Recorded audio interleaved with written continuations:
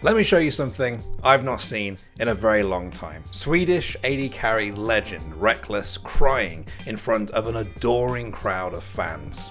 At least for myself, playing at home is a really hard thing to do. I love being here in front of you guys, playing with you guys. Like it's, yeah, it's.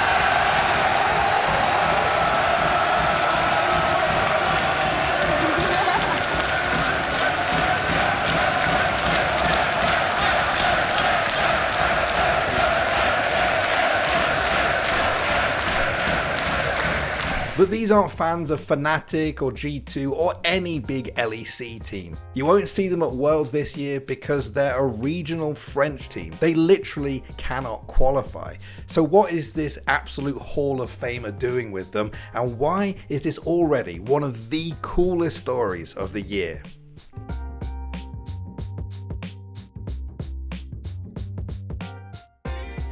Alright, last time I did a league video, I said to you guys, hey, make sure you subscribe and that way I know that I can keep doing them. A lot of you did, it was great. So let's do it again.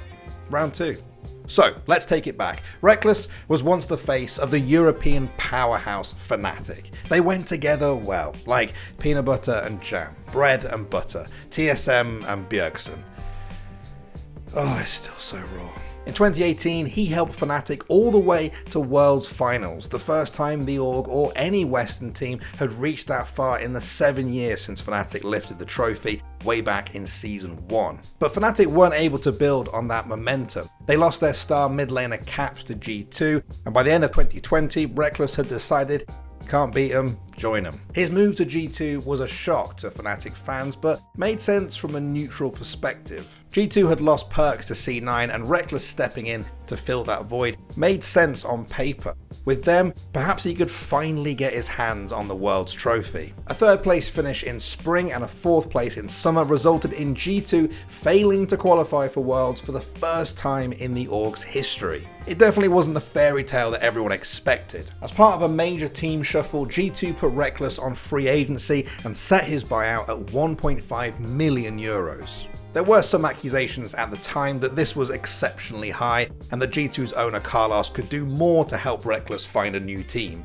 But he clapped back and said 1.5 million was below market, that Rekkles was free to go anywhere that was willing to pay, and that they even petitioned Riot to let them loan him out, but to no avail. So we were now in a position where a top 3 Western AD carry of all time was about to be teamless, less than 3 years after he made it to Worlds Finals. But then on November 15th, 2021, something kinda insane happened. It was announced that Rekkles would be joining Carmine Corp. Now, if you don't recognize the name, you're probably not French. I'm French. I'm French. You see, the peak of European League is the LEC, which contains teams like G2 and Fnatic, but Europe also has the ERL, the European Regional League, which contains the French league that K-Corp competes in, the LFL. The teams here are smaller. They have smaller stakes, smaller signings, smaller budgets, but one thing that rivals the LEC, perhaps even surpasses it at times, are their fan bases, especially K-Corp's. These guys are fanatics for their team, literal diehards. Honestly, the closest thing that I've seen is football fans back home in England. And if you want to see what I mean, just take a look at when Rekkles was first presented to the fans.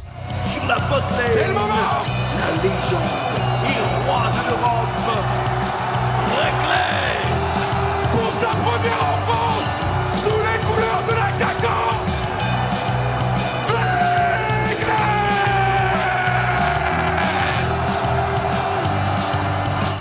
Crazy. I absolutely love it. There's more passion there than in like 10 years of the LCS. And I say that as a big LCS fan. Sorry, LCS. This time last year, K-Corp weren't even known outside of France at all. That all changed in May 2021 though, when they won EU Masters, the tournament which pits the best European regional league teams against each other. This really put them on the map. They became a pipeline for European talent. Current LEC players such as Adam, Xmati and Targamas have all featured in K-Corp's lineup in recent years. And they've also managed to retain talent too. Legendary top laner Cabochard had the chance to rejoin the LEC while playing for K-Corp, but he chose not to. He chose to stick with them. That's how strong their momentum is right now. Make no mistake, this isn't a vacation for Rekkles or an early retirement. His dedication to be the best hasn't waned at all.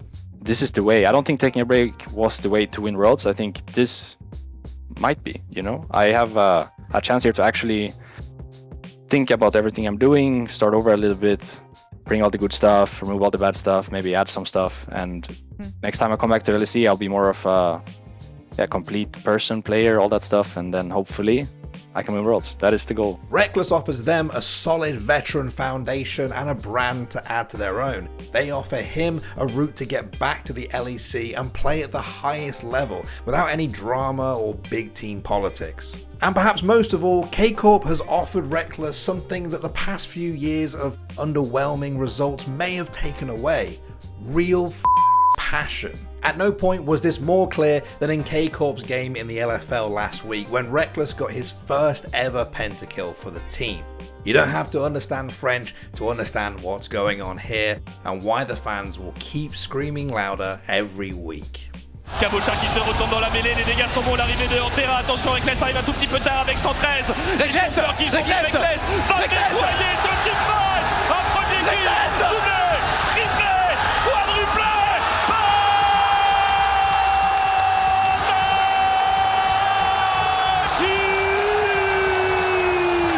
le pentakill de Rekkles avec la fixe, fureur de Rekkles, ça va sur ses ennemis.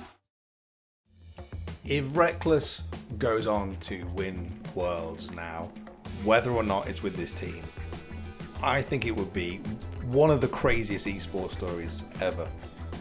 Like, ever. I mean, he was in the LEC, things didn't work out there, he joins a regional team, he works his way back up to the top and then wins Worlds. You don't get better stories than that. It's insane. I'm already excited and there's still only a small chance it's going to happen.